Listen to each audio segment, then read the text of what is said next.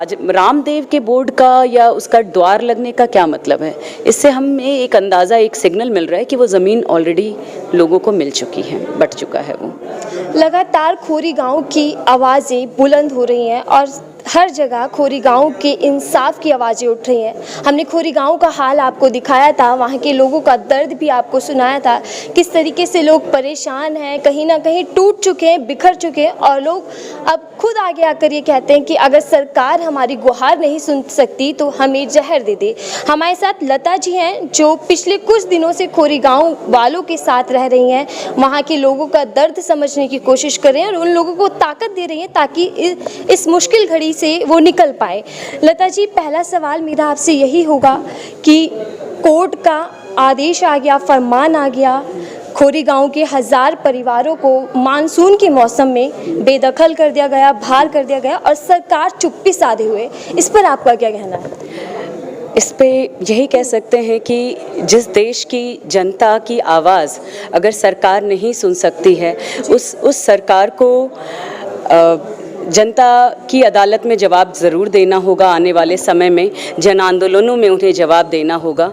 और जनता आज भले ही कमज़ोर है लेकिन हमेशा कमज़ोर नहीं रहेगी। उन्हें जो सत्ता मिली है उन्हें इतना गुमान नहीं करना चाहिए, ये सत्ता भी इसी जनता ने उन्हें दिया है। मोदी जी ने सत्ता में आने से पहले झुग्गी की जगह घर देने का वादा किया था, लेकिन हम देख रहे हैं कि अभी पीला पंजा चलवाया जा रहा है और लोगों का घर छीने जा रहे हैं। तो क्या है ये पूरी दोहरी राजनीति है या सिर्फ वोट बटोरने के लिए सब कुछ किया गया है? निश्चित ही इस सरकार के तमाम जुमलों में एक इस जुमले को भी शुमार समझा जाए कि जहां झुग्गी वहीं मकान। यही एक भरोसा था, अगर मैं आपको बताऊं तो जनता के बीच जब ये जहां झुग्गी मकान का ये एक जुमला उछाला गया तो वहां की भी जो जनता अभी तक डरी डरी सी थी। उन्हें ये डर था कि शायद ये किसी भी दिन उनका ये घर टूट जाएगा। उन्हें वो विश्वास आया उनके उस जुमले से कि अब हमारा घर नहीं टूटेगा। और जिन लोगों के पास पैसे नहीं थे उन्होंने उधार लेकर कहीं कहीं से घर की ज़मीन प्रॉपर्टी बेच के, जो थोड़ी बहुत गरीबों के पास वैसे भी कुछ खास नहीं होता, लेकिन जो कुछ भी उनके पास उनके आय का साधन था उन्हें बेचकर उन्होंने वहाँ पर अपना मकान जो भी वो बना सके। आप गई होंगे, अगर वहाँ पे जो लोग गए होंगे देखा होगा, बहुत ही छोटे छोटे प्लॉट हैं, ऐसा नहीं है कि बहुत बड़े हैं, छोटे प्लॉट हैं। वो गरीबों के घर थे, एक एक घर में 4 5 6 7 जनों से कम लोग नहीं रह रहे थे। तो जब ये झुग्गी मकान के जुमले से और 24 तक जो वायदा किया था उसके बाद ही लोगों में एक विश्वास जगा था कि उनका घर अब नहीं टूटेगा। लेकिन हम देख रहे हैं कि टूट रहा है और हम साथ ही ये भी देख रहे हैं कि प्रशासन किसी तरीके की मदद करने की बजाय उनको मानसिक रूप से प्रताड़ित कर रहा है और मारपीट की तस्वीरें भी हमारे सामने आ रही हैं। बिल्कुल, प्रशासन के पूरे रवैये को देखकर आप बिल्कुल कह सकते हैं कि ये किसी भी इंसानी समाज को रेगुलेट या उसको चलाने वाली सरकार नहीं है। इंसान को ये लोग, इनके पास इनकी जो नज़र में जो बसा है वो पैसा है, वो पूंजीपतियों के इंटरेस्ट हैं। आम जनता के दुख दर्द और उनकी तकलीफ़ें तो भूल जाइए, उनके हक अधिकार भी नहीं मायने रखते हैं। और इसलिए अभी जो वहाँ पर प्रताड़ना की बात कही जाए तो 7 जून से बिजली पानी का काट दिया जाना और दिल्ली की गर्मी में ये बार बार उठ रहा है। हम कह रहे हैं ये सिर्फ बात नहीं है, महसूस किया जाए। एक बारी लाइट काट के मोदी जी को ही बोलेंगे कि ज़रा बिजली बंद करके खुले धूप में जाकर बैठ जाइए, आपको कैसा महसूस होगा। और वहाँ छोटे बच्चे, दुधमुहा बच्चे, उनकी हालत है, पूरे बदन पे लाल चकत्ते उठ गए हैं, घाव, फोड़े, फुंसियाँ। हमें देखकर जो तकलीफ़ हुई है वो तो क्या बयां करें, लेकिन वहाँ की जनता जो झेल रही है, हमने तो सिर्फ देखा, उनके साथ कुछ दिन रह रहे हैं, लेकिन उन्होंने जो पिछले लंबे समय से जो ज़िंदगी जी है, ये खुले तौर पर उसको एक यंत्रणा शिविर खोरी को बनाया हुआ है सरकार ने। आप वहाँ पर रहीं, पिछले कुछ दिनों से आप लगातार वहाँ के लोगों के साथ बनी हुई हैं, किस तरीके के चैलेंज आपके सामने आए, क्या एक्सपीरियंस रहा? क्योंकि बताया जा रहा है कि जो संगठन उन लोगों की मदद के लिए जा रहा है उनको भी चिन्हित किया जा रहा है, उनके साथ भी दुर्व्यवहार किया जा रहा है। बिल्कुल, वहाँ पर हम लोगों के लिए काम करना इतना सुगम नहीं रहा। हम लोग लेकिन लोगों ने बहुत सहयोग किया, खोरी की जनता ने हमारा समर्थन और हमारे पे विश्वास किया। हम लोगों ने वहाँ पर जो पहली बार आंदोलन खड़ा हुआ तो हमें लगा कि उसे संगठित करने, उन्हें उसे एक स्ट्रक्चर देने की ज़रूरत है। तो हम लोगों ने वहाँ पर गलियों में जाकर उनके व्हाट्सएप ग्रुप बनवाए, मोहल्ला कमेटियाँ बनवाई, कमेटियों के सदस्य चुने गए ताकि वो सूचना का आदान प्रदान सही सुगम तरीके से हो सके। ये एक प्रक्रिया में चीज़ें चल रही थी, लेकिन एक बार फिर वही बात कहना चाहेंगे कि देर काफ़ी हो गई थी। समय कुछ और मिल गया होता तो हम लोगों के अंदर और विश्वास और जनता को अपनी शक्ति पे विश्वास हो पाता। वो समय सरकार भी जानती है, इसीलिए इस त्वरित गति से चीज़ों को वहाँ पर विनाश विध्वंस करने की वजह यही है कि उन्हें लग गया कि अब यहाँ पर राजनीतिक सरगर्मी, लोगों के बीच क्रांतिकारी एक राजनीतिक प्रचार प्रसार शुरू हो गया है। तो वो भी उनके लिए थोड़ा मतलब उन्हें चिंता का सबब और था कि वैसे भी इन्हें खाली उन्होंने सोचा हुआ है। वहाँ पर आप एंटर करेंगे लाल कुआं की तरफ से तो एक रामदेवरा करके बोर्ड लगा है। वहाँ की जनता ने इस चीज़ पे ध्यान भी नहीं दिया कि ये रामदेवरा का बोर्ड क्या है, क्यों नहीं। बाद में समझ में आया कि एक बाबा रामदेव के आश्रम का ये बोर्ड है। तो एक गाँव में या तो नगर निगम का बोर्ड लगेगा या राज्य सरकार का बोर्ड लगेगा, किसी सांसद का बोर्ड लगेगा। वहाँ रामदेव के बोर्ड का या उसका द्वार लगने का क्या मतलब है। इससे हमें एक अंदाज़ा, एक सिग्नल मिल रहा है कि वो ज़मीन ऑलरेडी लोगों को मिल चुकी है, बट चुका है वो। ठीक है, आप अभी किस नई रणनीति के साथ इस खोरी गांव के मुद्दे को उछालेंगी या आगे लेकर जाएंगी, कोई भूमिका बनाएंगी? बिल्कुल, हम लोगों ने सोचा हुआ है उसी के तहत। अभी तक तो हम खोरी के बाहर से लोगों को अंदर बुला रहे थे।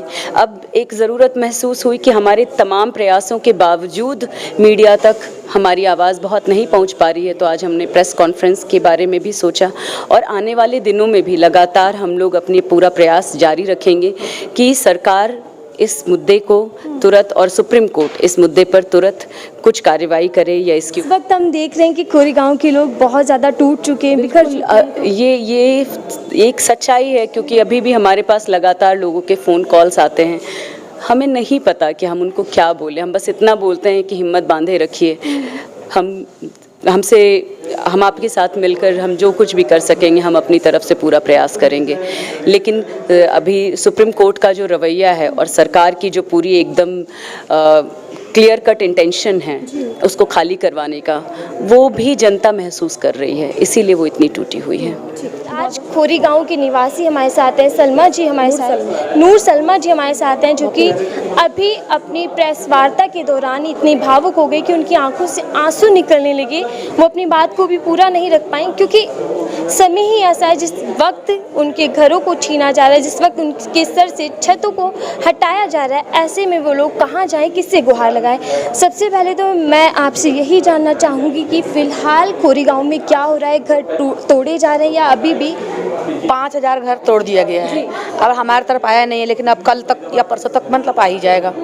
और एक नहीं 21 22 30 बुलडोज़रें चलाई जा रही है और चैन वाली गाड़ी 5-6 हैं, वो पोपलन ने क्या बोलती है वो गाड़ी। और खाना पानी कुछ नहीं सरकार ने पहले से ही खाना बंद कर दिया, पानी बंद, लाइट काट दिया, पानी बंद कर दिया है। अब कैसे कैसे बच्चे लाते हैं, इतने छोटे छोटे बच्चे पानी पिला रहे हैं। मेरे तो भाई बेटी भी नहीं है, मेरे 2 लड़के हैं बस, आदमी भी ऐसा कुछ नहीं है। 8 महीना हो गया, ना पैसा ना कौड़ी, क्या बोलना चाहिए मुझे इसलिए मैं ज़्यादा जज्बाती हो गई हूँ कि मेरा कोई नहीं है। मैं अपने लिए लड़ रही हूँ, मैं अपने लिए चाहती हूँ कि मैं 25-30 गज 40 गज ही दे, लेकिन सरकार वहीं दे, हमें ना हटा। हमें नहीं चाहिए प्लेट और हमें नहीं चाहिए कोई की महल, हमें महल नहीं चाहिए। हमने बहुत अपने मेहनत से मजदूरी कर कर के हमने घर बनाया है। हरियाणा सरकार ने या प्रशासन ने किसी तरीके की आप तक मदद पहुँचाई हो? कुछ नहीं, कोई मदद नहीं पहुँचाई। घर तोड़ा गया, ऊपर से कोई मदद भी नहीं, कुछ नहीं। हम ही लोग इधर उधर बच्चे कोई चंदा कर करके, जैसे चंदन 5-10 करके, हम भी गरीब हैं, हमारे पास भी नहीं है कुछ। आपकी गुहार कोई नहीं सुन रहा, ऐसे में आप क्या अपील करना चाहेंगे सरकार से? सरकार से अपील तो उस वक्त करें ना जब सरकार हमारी सुने। सरकार सुन ही नहीं रही तो अपील किससे करें हम लोग। सरकार को तो हमारी बातों के इतने बच्चे रो रहे हैं, इतने बारिश में 2 दिन तक बारिश में गीले हो रहे हैं, वो धीरे धीरे मरना भी स्टार्ट ही हो जाएंगे। सबसे तबीयत लोगों की ख़राब हो रही है। 1-2 दिन बाद वो हॉस्पिटल में जाए, हॉस्पिटल में जब उनका एक तो वैसे ही बीपी की मरीज है वहाँ पर लोग, जब इतना देख रहे हैं घर टूट रहा है तो कुछ ना कुछ इसमें मरना स्टार्ट हो जाएंगे। बाकी लोग जो मर चुके हैं उनका तो कुछ ना सुनवाई है ना कुछ भी है, बाकी तबीयत ख़राब हो रही बच्चों की। सरकार से हम क्या उम्मीद रखें? सरकार हमारी सुने तब तो, अपनी चलाई जा रही है, अपनी जोती जा रही है। सरकार सुनेगी तब तो कुछ करेगी हमें। आप बोलिए सरकार सरकार से उम्मीद क्या रखें? उम्मीद रखने का कोई मतलब ही नहीं है। सरकार से उम्मीद रख ही नहीं सकते हम लोग। जिस तरीके से सुनवाई होनी है, क्या न्यायपालिका से कोई उम्मीद? न्यायपालिका से उम्मीद हमें कुछ भी नहीं, बस न्याय हमारी तरफ से मांग यही है कि रोक दिया जाए, इससे ज़्यादा ना करा जाए। जितने का तोड़ दिया गया उसको तो हम कुछ नहीं बोल सकते, हम आपस में ही पैसा वैसा लगा के उनकी मदद कर सकते, इसके अलावा कुछ नहीं कर सकते। बाकी जितने मकान बचे हुए हैं वो रोक दिया जाए। दूसरी बात, सबसे बड़ा जो मामला है सुशील गुप्ता का, उन्होंने याचिका डाली थी 27 जुलाई को, अगर सुनवाई होगी तो रोकते क्यों नहीं है? मकान तोड़ क्यों रहे हैं? ये जब सुशील गुप्ता ने जब भेज दिया, आम आदमी जो राज्यसभा सांसद है, इन्होंने भेज दिया अपना पात्र भेज दिया उनको कि ये गरिमा मित्तल जी को कि रोक दिया जाए नगर निगम को, तो रोक क्यों नहीं रहे हैं? इसको रोक दे, 1 हफ्ते का जो टाइम बचा हुआ इनको रोक दें। सरकार ने झुग्गी की जगह घर देने की बात की गई थी, लेकिन अब जहाँ झुग्गी वहीं मकान। तब मकान हमारे तो झुग्गी है नहीं, हमारे वहाँ तो मकान ही मकान है। 1 मंजिल 2 मंजिल 3 मंजिल 4 मंजिल तक है। आप कभी आइए देखिए, हमारे साथ में घूम कर देखिए। और एक बात रही मीडिया की, तो कोई मीडिया एंटर नहीं हो पा रहा, कोई पुलिस वाला उस मीडिया को अंदर नहीं जाने दे रहा ताकि हमारा हाल बताए, क्या हम रो रहे हैं, क्या कर रहे हैं। हमारा किसी मीडिया वाले कोई अंदर नहीं जाने दे रहा। वहीं पे बैरिकेड लगा हुआ है, पुलिस वाले लगे हुए हैं। इतनी पब्लिक डरी हुई है। पब्लिक के साथ अब इन्होंने एक सवाल पीछे बैठा था कि हम लोग जाने पर, उनका भी सवाल सही है, उनको कोई नहीं जाने दे रहा, कोई भी मीडिया दे रहा। अगर मीडिया को ज़्यादा बोल रहे तो मीडिया क्या कर, उठा के डाल दे रहे हैं अंदर, इसके अलावा कुछ नहीं हो रहा है। मतलब आपके घर तोड़े जा रहे हैं, ऊपर से हमने तस्वीरें देखी कि पुलिस आपके साथ मारपीट भी कर रही है। नहीं, मारपीट मेरे को मारा था पुलिस वाले। अगर हम लोग थोड़ा सा जैसे बोल रहे हैं इस वजह से मारपीट पे स्टार्ट। अभी ऐसा भी नहीं कि पुलिस वाले आ रहे हैं तो मारना स्टार्ट कर दे रहे हैं, ऐसे भी पुलिस वाले नहीं। पुलिस वाले सपोर्ट हैं, जितने पुलिस वाले फुल सपोर्ट है। वो खुद बोल रहे हैं कि भाई हम क्या कर सकते हैं, सुप्रीम कोर्ट का ऑर्डर है तो हम क्या कर सकते हैं, उनकी तो रोजी रोटी का सवाल है।